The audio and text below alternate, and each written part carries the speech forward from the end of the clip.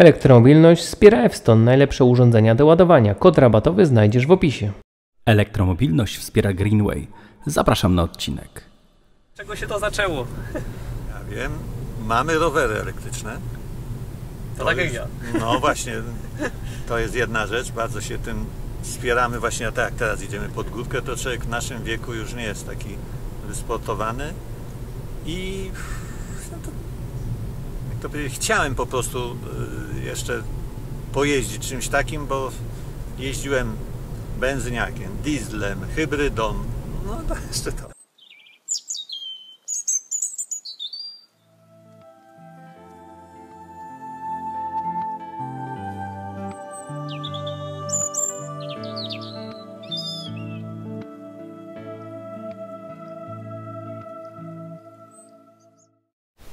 A jak zawsze w tym momencie zachęcam do subskrypcji, będzie więcej materiałów, do pozostawienia jakiegoś komentarza, łapki. Będę wdzięczny za wszelkie formy wsparcia, tak żeby algorytm zauważył, że moje filmy istnieją na YouTubie.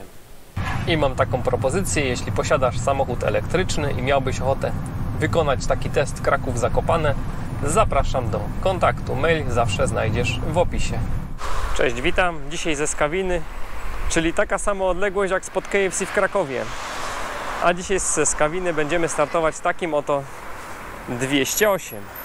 Powiem szczerze, że prezentuje się to bardzo ładnie. Malutki samochodzik, ale to połączenie białego i czarnego, jak ja na takie rzeczy nie patrzę, to dzisiaj zauważyłem, że naprawdę śliczne auto.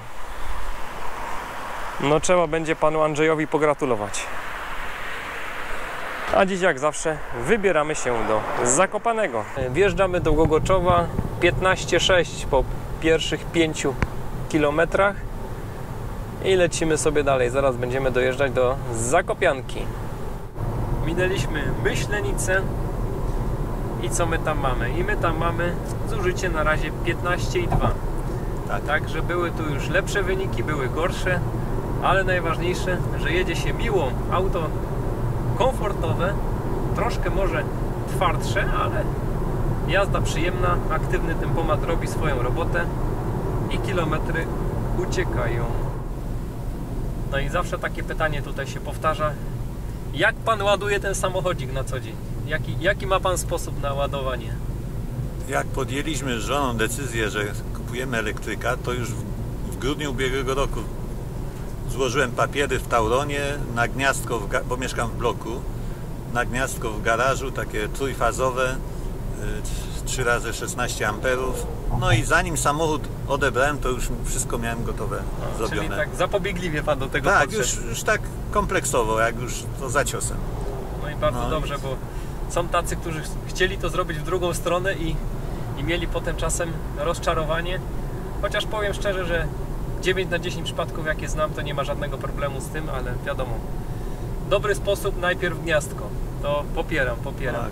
Podsumowując, to średnia z tych wszystkich kosztów założenia i tak dalej, to wychodzi 59 groszy za kilowatogodzinę. Czyli nie to, co się tam mówi, że tam 0,3 czy 0,1, no troszkę więcej, ale i tak mniej niż w domu ze zwykłej taryfy. No i przede wszystkim szybciej. Bo ma pan jaką taryfę? G12, G12W czy W? G12? Te dzienno, szczytowo nocna, jakby to powiedzieć. Aha, bo rozumiem, że jest inny licznik w mieszkaniu, a inny w garażu. Jednofazowy jest w domu, Aha. a w garażu jest dwufazowy, ale używam tylko tą sobotę, niedzielę i 22 do 6 rano. To rozumiem, że po prostu te opłaty stałe robią tą kwotę straszne za kilowatogodzinę, są tam, bo te opłaty stałe są straszne. Tak, dystrybucja, jakaś tam gotowość, no to jest złodziejstwo, no ale coś. Bo tu spotkałem się z takim czymś, że ktoś miał licznik dodatkowy w garażu, ale też spotkałem się z znajomym, który miał podpięte to wszystko pod licznik w mieszkaniu i wtedy no, opłaty stałe ponosimy raz, a nie drugi raz i wtedy ta kwota nocna może wyjść, różnica jest. Może wyjść to lepiej. No jak zawsze, wszystko trzeba sobie tam sprawdzić, jakie mamy możliwości, przeliczyć i tak dalej. Ale szybkość jeszcze się liczy, tak? No tak, no jeszcze to trzeba wszystko tak ogarnąć, żeby to miało ręce i nogi. Ale pytanie w ogóle, skąd taki pomysł na elektryka? Bo zawsze mnie to najbardziej ciekawi widzów. Gdzie to się urodziło, od czego się to zaczęło? Ja wiem, mamy rowery elektryczne. To tak jak ja. No właśnie, to jest jedna rzecz, bardzo się tym wspieramy właśnie, tak jak teraz idziemy pod górkę, to człowiek w naszym wieku już nie jest taki wysportowany i no to, jak to powiedzieć, chciałem po prostu jeszcze pojeździć czymś takim, bo jeździłem benzyniakiem, dieslem, hybrydą, no to jeszcze to. A jeszcze trzeba elektryka. Jeszcze pluginem nie jeździłem, może by wystarczył. No. No i właśnie skończyła nasza się podwójna zakopianka, w zasadzie budowa zakopianki. Za chwilę tutaj będziemy dojeżdżać do miejsca, gdzie już podobno jest przekopany tunel i zużycie po tym podjeździe to 17,9. Zasięg jeszcze 184, pomimo tego, że startowaliśmy dzisiaj nie z pełnego akumulatora ze skali. Kamperek nas minął. Tutaj właściciel lubi kamperki, więc będziemy dzisiaj wszędzie widzieć kamperki, tak to jest. Tak. I dojeżdżamy do Dobrze, Skomielnej. że nie macham. Dojeżdżamy do Skomielnej ze zużyciem 17,8 i będziemy tu skręcać na nowy odcinek S7. Tak to się prezentuje, więc pierwsze wnioski, autko troszkę prądożerne, ale zobaczymy, jak to będzie na finiszu. Na razie nic nie przesądzamy. I tutaj pojedziemy sobie w prawo. I tak to się tu prezentuje. Lecimy nad tą nową drogą. Fajnie to wygląda. I za chwilę stąd powinno być widać Tatry, ale niestety dzisiaj nie ma zbytnio dobrej widoczności, także trzymamy kciuki, bo tu jest zawsze taki fajny widok. No, gdzie te góry, gdzie te góry? Słucham. Czy słyszał pan, żeby z tej nowej mój elektryk komuś wypłacono już? Premier obiecał. Znaczy, znam ludzi, którzy poskładali te dokumenty. No ja też złożyłem. I dobrze, że pan złożył, natomiast nie słyszałem, żeby ta gotówka komuś trafiła na konto, no ale znając poprzedniego, że tak powiem, elektryka, program dopłat, wiem, że to trwało bardzo długo. Z takich ciekawostek dopowiem, że ja na przykład prawie rok czekałem na pieniądze z fotowoltaiki. Podobno z mojej winy, no ale generalnie no tak to funkcjonuje. Także raczej myślę, że pan dostanie, natomiast jeśli dostanę, to za rok. Kiedy to tego nikt nie wie. No i tutaj też kolejne pytanie, które ciągle się powtarza, kiedy będą dopłaty dla firm i jak to będzie wyglądać. No mój sąsiad czeka. Tak. Zaraził się troszkę od nas. Wszyscy czekają, wszyscy czekamy i nic nie wiadomo w tym temacie.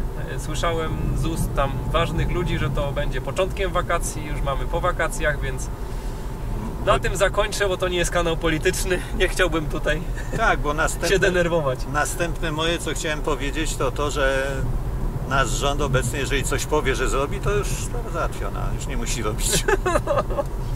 No i tym optymistycznym akcentem zakończmy tematy polityczne, bo jedziemy bardzo dzisiaj przyjemnie, bardzo przyjemnym samochodem. Powiem szczerze, że z tych wszystkich, którymi do tej pory jeździłem, to Ioniq 28 kWh skradł moje serce, natomiast ten Peugeotik jest bardzo blisko, jeśli chodzi o taką frajdę, przyjemność z jazdy. I kolejne charakterystyczne miejsce. Budowa zakopianki idzie pełną parą. Fajne te kopary tam. Dzisiaj nie ma nikogo na krosie, kto sprawdza, czy dobrze ukopali. A zużycie to 18,7 z tego co... 18,2. Teraz to zrobimy rzut oka na zegary. Tak się to tu prezentuje. Po prawej taka ładna fotowoltaika na gruncie, a my dojeżdżamy tutaj do naszego punktu szczytowego, czyli Redzawka w lewo i stacja Circle K, a zużycie to 18,4 i wjeżdżamy do Klikuszowej. Teraz zaczyna się zjazd i teraz zużycie nam będzie już tylko maleć. I widać w końcu Tatry. Są i Tatry. Nie są jakoś może rewelacyjnie widoczne, ale widać Tatry. Ale to Ale tu To co pan mówi o tych obieg wewnętrzny to jest podstawowa funkcja w samochodzie w tych czasach. spaliniakach, to samo, tak. A tutaj góra rośnie. Któryś tydzień rzędu tu jadę i ta góra jest coraz większa. Wygląda prawie jak ta wielka krokiew pomału. Podsypka pod ten... Tak, tak. Myślę, że tu zrobią sobie taki zapas tej podsypki. Na szczęście dzisiaj nie wpadli na pomysł, mokro, żeby to polać. Musi być ślisko. Bo jest wtedy bardzo ślisko i wtedy zepsułoby się nasze piękne, Że tam wybierają podsypkę, nie, to inny kolor. pięknie umyte auto by się zepsuło. Byłoby brudne, a tak to nam się dziś udało. Myślałem, że trzeba umyć. Dobrze, dobrze. Takie święto. No i widok na Tatry, zjazd do Nowego Targu, po prawej Orlen. Niestety na tym Orlenie ładowarki nie ma, a byłaby to świetna miejscówka. Tak im tu podpowiadam, ale oni raczej chyba nie są z tych, co słuchają. Mniejsza z tym, mniejsza z tym. Lepiej, tak jest. Mniejsza z tym. Tutaj takie mamy jedne zegary, 17,1 zużycie, a tu mamy takie drugie i też 17,1, chociaż czasem są inne. O, teraz to już 17,0. Ale to na parę sekund jest różnica. I tak jedziemy sobie w tym korku i co zauważyłem, aktywny tempomat nas zatrzymał i jeśli do 3 sekund ruszymy, no to samo auto nam ruszy, czyli troszkę dłuższy czas jak na przykład w naszym Niro, bo w Niro to chyba po sekundzie już nie chce ruszyć, a tutaj po 3 sekundach jeszcze ruszy sam. Chyba jakaś znowu droga górą, patrząc na to, co się tu dzieje, a przed nami coraz lepiej widoczne te Tatry. Zużycie nam tu cały czas teraz spada. Na końcu długiej prostej 16,3. Także Tam pokazuje kolega, ale w przeciwnym nie ma źle. Jakie obecnie pojazdy pan posiadał? Mamy na dalekie wyjazdy do Hiszpanii, Portugalii, nad morze kampera. Tetler z Globebus, 3-litrowy silnik, 160 koni, piękna maszyna, Integra. Aluminiowe oczywiście. Mieliśmy Audi A2 też aluminiowe. Bardzo mi się podobało, bo takie opływowe, zgrabne i mało paliło. No ale teraz no to elektryk przebija wszystko. Jeśli chodzi o przyjemność z jazdy, o koszty paliwa, to można powiedzieć znikome. Policzyłem chyba od nowości, to bym tylko tankował u siebie w garażu, to wyszło mi, nie wiem, 7 groszy chyba na kilometr. Nie chcę skłamać. Także no nie ma o czym mówić. 7 zł za 100 km i to no, też z uwagi tylko na to, że to jest osobny licznik i duże opłaty stałe, bo tak, gdyby tak. dało się to podpiąć na domowy licznik, to można by zejść do pewnie 5 czy 3 nawet złotych, zależnie nam od taryfy. Także teraz co? To teraz rozumiem, że został panu kamper i elektryk, taki zestaw. No powiem szczerze, tak. że jeszcze taki zestaw, jeszcze nikt z takim zestawem u mnie nie był, więc... Mogę panu wysłać zdjęcie, bo one tak stoją obok siebie, dwa białe autka, takie bardzo fajnie to wyszło nawet, ten kamper i ta zabawka. No to fajne połączenie. Powiem szczerze, na emeryturę to nie wiem, czy bym nie poszedł w taki zestaw. Dobry pomysł. No ja cały czas myślę, tu już się pojawiają kampery elektryczne, tu już widziałem propozycje. No to jest przy tych superchargerach, znaczy tych ładowarkach na zachodzie to już żaden problem, te co parę kilometrów się doładować i jechać. No u nas to by był jeszcze problem, bo te kampery tam baterie mają takie jak tu te osobówki, więc przy tej masie to już nie za dużo ujedzie. No na pewno trzeba będzie to dużo częściej ładować, ale mając takiego kampera elektrycznego, no mamy niezależność energetyczną, nie potrzebujemy gniazdka, żeby mieć na wiele godzin, a nawet prąd, nie? Przy czym ten kamper miał jeszcze, to nie był do końca elektryk, bo miał jeszcze tego silnik Wankla. Aha. Ten japoński taki do, jak to się, extender. Range extender. No, że jakby mu nie mógł dojechać gdzieś na pustkowiu, to sobie poradzi. No, ale zresztą jeździłem Mazdą, oglądałem, taka dziura tam pod tą machą na ten extender właśnie Wankla. Się zdziwiłem, po co to macie tutaj? Nawet sprzedawca nawet za bardzo nie wiedział. Doczytałem to później dopiero. Oni mają tam plan na ten silnik, ale tylko u siebie. Chyba nie będzie u nas. Nie? U nas nie, bo przepisy chyba tego nie opłaci im się. U nas się to nie kalkuluje. No to była fajna rzecz, taki malutki silniczek bez wibracji. prawie bezgłośny. No byłoby to coś jak Opel Ampera, czyli auto w pełni elektryczne z silnikiem spalinowym tylko dla przedłużenia zasięgu w zasadzie. Poza tam jakimś jednym wyjątkiem. Tak, czytałem, oglądałem, to mi się podobało. Bardzo ciekawie takim samochodem się jeździ, bo w odróżnieniu od innych pluginów mamy pełną moc elektryka, a te inne pluginy co mają? 60-70 koni, to gdzieś traci się tak. tą frajdę. Znaczy ona po mieście jak gdzieś lokomotywa. jest, ale... A my co? A my w Poroninie, przy Leninie, co go już nie ma, coraz piękniejsze widoki na Tatry i dojeżdżamy tutaj ze zużyciem 16,2. My prosto na Zakopane, w prawo na Ząb, a my jeszcze tam dalej na drogę numer 47. Przed nami Kasprowy. Teraz zaraz powiem, kiedy będzie na 12. No teraz gdzieś na 12 Kasprowy. No, widać.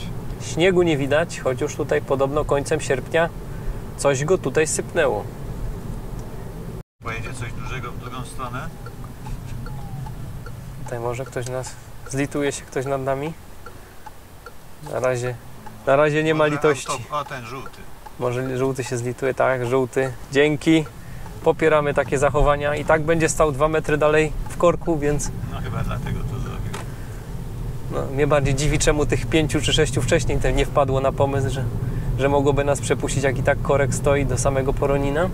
Mogli sobie nas obejrzeć z przodu i z boku dzięki temu. I tutaj lubię ten podjazd. No lubię ten podjazd, bo tu zawsze jest taki ładny widok. Zużycie 16,2. Teraz trochę zepsujemy, bo jedziemy do ronda, czyli pod górę. No, tam słoneczko jak świeci, to coś widać. Coś widać. I tam troszkę w chmurkach, ale widać i Giewącik, a zużycie to 16,5. No i jesteśmy znowu w Centrum Edukacji Przyrodniczej, jest i nasz parking i zobaczymy, czy jest nasza ładowarka. Wolna. I pozostały zasięg to jeszcze 108 km, a my przejechaliśmy 96 ze zużyciem 16,6, 60 na godzinę średnia. Tutaj 3 km za późno skasowaliśmy, ale to myślę, że niewiele zmienia. Do tego to jest... Teraz nam pokazuje 102 km jeszcze zasięgu na sporcie, a przejechane w sumie od ładowania dzisiaj rano prawie 200 km, także bardzo fajny ten zasięg, pod 300 km. Jak się to przełączy na normal, to mamy 108, I na eko. a na eko nawet 112. No tak się to tu prezentuje na tych zegarach. No i co my tu mamy? Mamy tu TCS-a, który potrafi na początku, jak auto jest rozładowane, rozpędzić się nawet do 100 kW. Także bardzo, bardzo dobry wynik, ale my dzisiaj nie o tym, bo my dzisiaj jesteśmy na ładowarce wolniejszej i całe szczęście, bo na pewno by się nam auto za szybko naładowało. No i co my tu mamy? Podłącz właściwy przewód. A my spróbujemy na odwrót. A co? A wy znajdź CCS-a, wybierz na mapie. i rozpoczęcie ładowania. No i spróbujemy. Zobaczymy co i jak. Podłącz kabel, jest. No to podłączony. No i oczywiście, że się podłączyło. Więc nie ma znaczenia, czy najpierw podepniemy kabel, czy najpierw damy start. Ważne, żeby zrobić to w miarę szybko jedno z drugim. I rozpoczynamy z 38%. Także na dzisiejszą trasę z tych do Skawiny i potem do Zakopanego zużyliśmy 62%. I przy okazji nagramy sobie bagażniczek. Bagażniczek tak na oko ze 300 litrów. Musiałbym potem 311. O, tu dobrze, że mam tu dobrego podpowiadacza. Z przodu nie ma tak zwanego franka, czyli nie ma przedniego bagażnika.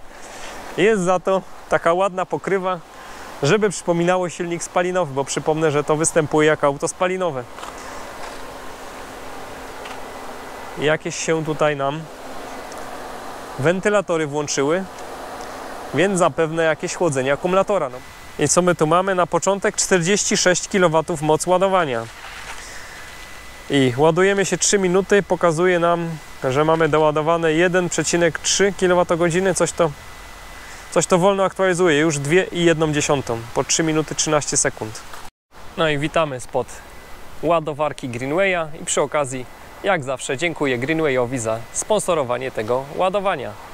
I co my tu mamy? My tu mamy Michelin Primasy 4, czyli coś, czego żałuję, że nie mam w Niro, bo mam trójki i te trójki niestety nie są fajne, ale mniejsza z tym. I tu mamy zwykłe wentyly, czyli coś, co uważam za rewelacyjny pomysł. Nie ma czujników ciśnienia. Jest to realizowane przez ABS. Ten system, żebyśmy wiedzieli, że się nam kończy powietrze w kołach, a oponki to 205, 45, 17, także całkiem spore te gumy. I fajnie tutaj pokazuje 186 km, 62%. I już mamy 188. Także biorąc pod uwagę, że to jest 50, a tutaj to auto jest w stanie 2 razy tyle przyjąć, no to naprawdę jest rewelacja, bo te kilometry przybywają. I jeszcze tutaj to samo w aplikacji. Bardzo fajnie to zrobione. Tak powinno być w każdym elektryku. I tutaj takie fajne przyciski. Tutaj jest do blokowania kabla, a tu jest do wyłączenia timera. No powiem szczerze, rewelacja. To powinno być w tym miejscu. Bardzo, bardzo fajny pomysł. I co my tu mamy? Z przodu, z tyłu czujniki parkowania, przy czym tutaj jest jeszcze czujnik tak bardzo z boku umiejscowiony. Na lusterkach informowanie o zbliżających się w pojazdach w martwym polu. I tutaj z tyłu tak samo fajnie te czujniki tu podublowane, także mierzy sobie z boku odległości.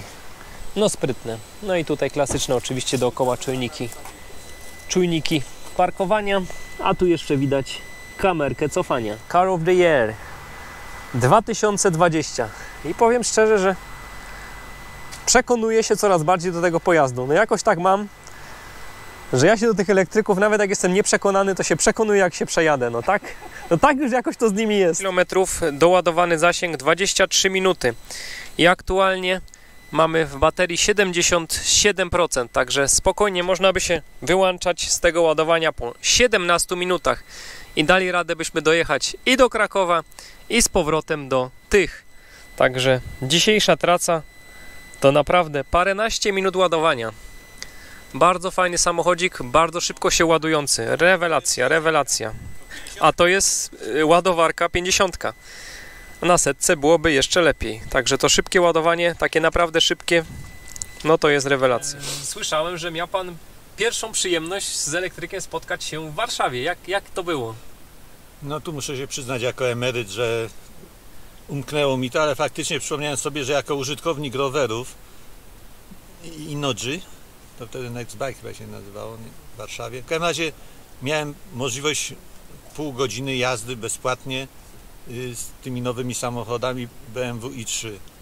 Świetnie się jechało, tylko mówię tak, noga, gaz, przyspieszał fantastycznie, noga z gazu, bardzo też hamował, tak gaz, taki trochę gaz hamulec było. No specyficznie to tam. No i te duże koła, wąskie, no tak było strach na zakręcie, że utrzyma czy nie, bo bardzo szybko można było przyspieszyć, ale bałem się, że to będzie jak w tym Smarcie, jak nacisnę hamulec, a on dalej prosto pojedzie.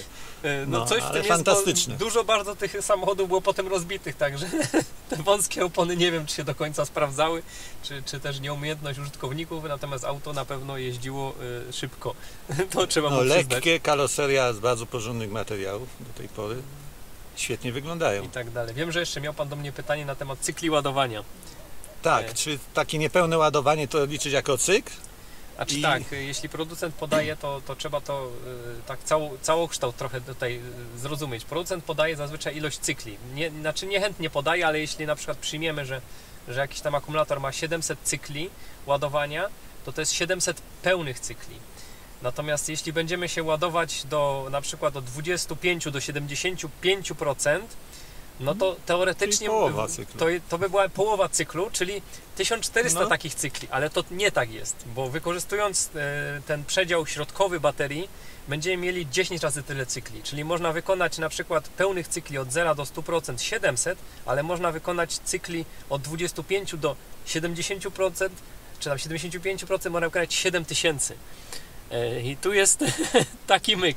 Jak chcemy tym autem długo jeździć i wiele lat, żeby nam się bateria nie degradowała, nie rozładować jej do zera i nie ładować do 100%. I to wydłuży jej żywotność kilkukrotnie albo więcej. Także warto to wiedzieć i stosować się do tego. A jest różnica w ładowaniu tym szybkim AC? Różnica Trzyfazowym, jest, czyli różnica jest, natomiast kiedyś takie oglądałem wykresy i to nie jest aż taka różnica, żeby to było odczuwalne. Na pewno na co dzień nie ma co rezygnować z szybkiego ładowania, bo jak to będziemy raz na czas ładować szybko, to nie będzie miało żadnej praktycznie różnicy w degradacji, zwłaszcza jeśli będziemy zrobić tak do 80%. Myślę, że dużo więcej możemy zaszkodzić ładując często auto do 100% niż ładując się na szybkich ładowarkach. Także tu szybkie ładowanie bym nie demonizował. Gdzieś jakieś wyraźne, tak powiem, ubytki pojemności baterii występowały przy takim naprawdę szybkim ładowaniu. Szybkie naprawdę to jest na przykład 5C, co w przypadku tego samochodu to musiało być 250 kW. A on tutaj ładuje się maksymalnie 100 kW i to tylko przez chwilę, więc to jest 2C. A 2C to naprawdę nie jest dużo dla tego akumulatora. Nie ma problemu. Są akumulatory, które ładują się 3C i też te auta się jakoś nie degradują. Patrz choćby Tesla. No i aktualnie mamy 85%, moc ładowania nam spadła, więc to najwyższy czas, żeby się odłączyć. A czas tego ładowania to było 30 minut, doładowane 21,5 kWh, dodany zasięg według tutaj stacji ładowania to 123 km, natomiast teraz pojedziemy w dół, więc myślę, że tych kilometrów to będzie tak naprawdę z 200. No zobaczymy, jak to dalej przebiegnie. A tak to prezentuje się tutaj na zegarach przed nami. No i jak odpalamy ten statek kosmiczny, jak patrzę na te zegary, to mi się wydaje, że to statek kosmiczny. Oczywiście hamulec i tutaj start, ale start trzeba przytrzymać tak dłużej, a potem jeszcze, żeby wbić sobie drive'a, trzeba to przycisnąć z boku i dopiero na drive. Także tak się startuje 208. I drugi raz jak damy, to nam się zmieni na B, z D na B. No tak się po prostu przełącza. B, czyli brake, czyli mocniejsza rekuperacja. I co? I zasięg nam tu systematycznie rośnie, także pół godzinki ładowania i ze 100 km mamy 300 km. No i oczywiście stoimy w korku, bo jakżeżby inaczej. Mamy ustawiony aktywny tempomat akurat na 30 na godzinę, a auto sczytało, że można jechać 70, więc od dołu mamy taki przycisk, naciskamy go 2 razy i aktywny tempomat włącza się na 70, czyli prędkość ze znaków. Bardzo fajna funkcja. A znowu z góry jak naciskamy, to mamy ustawienie odległości tempomatu. Tempomat naciskamy. A tu coś majstrują. Nie wiadomo, czy się do Zakopca pociągiem pojedzie. Grupa ZUE. Nie ma przewodów, nie pojedzie się. To się chyba nie pojedzie do Zakopca. Jeszcze ostatnio tutaj Państwo byli, ja tu byłem, przewody były, a tu przewodów nie ma, także do Zakopanego zwinęli kable, zwinęli druty. Pociągi tylko spalinowe, jeśli w ogóle. Dojeżdżamy do Nowego Targu, a tam ktoś ciągnie szybowiec. Góry ma lepszy widok jeszcze. Także Chyba, że się stresuje. tak to wygląda. Po prawej zadyma. Też w sumie fajna karczma, a my mamy zużycie 5,2 w Nowym Targu, także rewelacyjny wynik. A tutaj dowód na to, że to Nowy Targ. Napisane. No i jedziemy z tego Zakopanego, a zasięg ciągle ponad 300 km, także rewelacyjne auto. A przypomnę, nie byliśmy naładowani do pełna, tylko do 86%. Zużycie 9,6. Z Komielnej ponad 300 km, a ruszaliśmy z 290. Także zasięg coraz to większy, a my coraz bliżej Krakowa. I tak sobie jedziemy. Zaraz będziemy na nowym odcinku S7 i powiem, że bardzo mi się przyjemnie tym autem jedzie. Łatwo w nim, szczególnie w trybie Eco, zachować taką płynną jazdę, czyli coś, co ja bardzo lubię w tych pojazdach. Takie tutaj spostrzeżenie. No i bardzo fajnie. Łopatek niby nie ma, ale jak jedziemy na D, to akurat tak w sam raz auto hamuje, żeby jechać mniej więcej z ruchem, a jak trzeba przyhamować, to tutaj lewarkiem tylko na B na chwilę i przyhamuje. Także w sumie ten zestaw D plus B to jest takie fajnie to zrobione, bo tak optymalnie. Na D to się toczy mniej więcej tak jak spalinówka, a na B to po prostu tak hamuje jak taki elektryk z większym odzyskiem, więc jak dla mnie taki zestaw może być. Rekompensuje brak łopatek, chociaż ja łopatki to uwielbiam, ale to takie moje już zboczenie na łopatki. I tak sobie jedziemy za 2 km Pcim, a zasięg 318 km. Także no rewelacja. Zużycie zasięgu przybywaj, zużycie 8,3. Także jestem tutaj mile zaskoczony, jakie to auto potrafi być przy spokojnej jeździe w dół ekonomiczne. Zgodnie z przepisami 90, zużycie 8,6 i podziwiam, jak tutaj fajnie działa ten aktywny tempomat i utrzymanie na pasie ruchu. Co prawda w moim takim subiektywnym rankingu na pierwszym miejscu jest Leaf, na drugim jest Niro, a tutaj Peugeotik na trzecim niestety, ale robi to prawie tak dobrze jak Niro albo porównywalnie jak Niro. Natomiast Leaf, z tego co pamiętam, ten ProPilot jakoś tak bardziej do mnie przemawiał, bo bardziej wygładzał tą jazdę, ale na pewno jest to system, który działa w porządku i na tego typu drogach można sobie tak troszkę odpocząć, stać się z kierownika trochę obserwatorem, co tak, no fajnie to jedzie. I tutaj z wyposażenia mamy jeszcze Android Auto, możemy sobie posłuchać Spotify'a, można sobie z USB puścić muzykę, audio gra tak, no bez szału, ale w porządku, także przyjedzie się i milutko i przyjemniutko. I co, Kraków za 14 minut, a my zużycie 9,0 i taka kolejna tu obserwacja. Bardzo wygodne fotele są w tym aucie, także postarali, trzeba pochwalić. I jeszcze tak dodam, że to jest wersja GT Pack, auto jest z lutego tego roku, także całkiem świeże, przejechane niecałe 9000 km. Pierwsza rejestracja 22 kwietnia. 22 kwietnia, no to całkiem świeży nabytek. I taka tu obserwacja z drogi, gdzieś do takich prędkości miejskich 70 na godzinę to naprawdę wyrywa tak, że wciska w fotel. Natomiast gdzieś przy jakiejś już powyżej 100 na godzinę gdzieś się traci ta moc, ale nie można powiedzieć, że nie jedzie dobrze, bo jedzie bardzo, bardzo fajnie. Natomiast no, tak jak tutaj pan Andrzej zauważył, takie mniejsze samochodziki ze słabszymi silnikami, one są rewelacyjne do miasta. One tam się zachowują tak jak 200-konne i mocniejsze elektryki. Natomiast na trasie powyżej 100 na godzinę i taki piękny zachód słońca, już gdzieś ten efekt takiego kopnięcia i wciskania w fotel się troszkę zatraca. A zużycie to 9,6.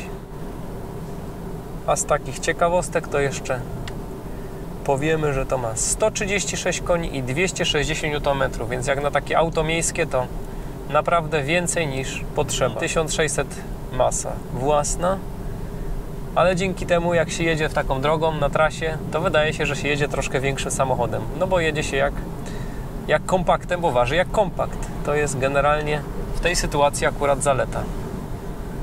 I taka tu serpentynka, zjazd z Zakopianki i można docenić to troszkę twardsze zawieszenie, bo auto prowadzi się jak po sznurku. To trzeba... Jak to Pretty Woman mówi, po szynach. Jak po szynach. Także to trzeba mu oddać, że fajnie to zrobili, no. My tu mamy trasa z Zakopanego do Skawiny, więc dokładnie to samo, co by było do Krakowa. I jestem w ciężkim szoku. 9,4 zużycie. Trochę korków było niestety, więc tylko 53 na godzinę średnia. Tu pokazuje co prawda 9,5, ale tak czy siak bardzo, bardzo dobry wynik. Także co, no, z tego kosmicznego statku, bo tak te zegary nazywam, żegnam i zapraszam do oglądania. Wskoczyło 9,5. Także byliśmy na granicy. Dziękuję za uwagę, zachęcam do subskrypcji i do zobaczenia. Cześć!